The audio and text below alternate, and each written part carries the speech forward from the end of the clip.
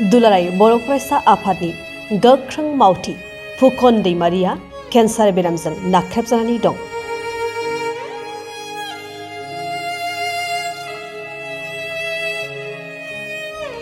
अरायबो बर' हारिनि थाखाय सानग्रा फुकन दैमारि बिथाङा गोबाव समनिफ्रायनो दुलाराय बर' फरायसा आफादाव गोख्रोङै खामानि मावबोनाय बोखावजायै बाक्सा जिल्ला दुलाराय बर' फरायसा आफादनि बारग' लोगो गाहाय नेहाथारि आरो दानि तामुलपुर जिल्ला दुलाराय बर' फरायसा आफादनि बुंथिगिरि महरै बिबान लानानै खामानि मावगासिनो दं।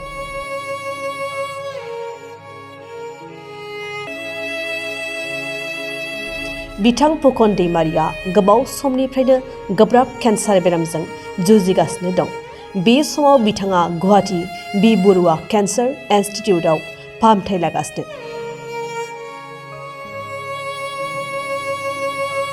बिथांनि नखरनि राङारि हालोदा जोबोद आंखाल जानायलाय सुबुं अनफावरि रायजो राजा बिथांमोनखौ जाय जेरै हायो अनसुंथाइ हरनो नखरनि जानानै खावलायहरदों।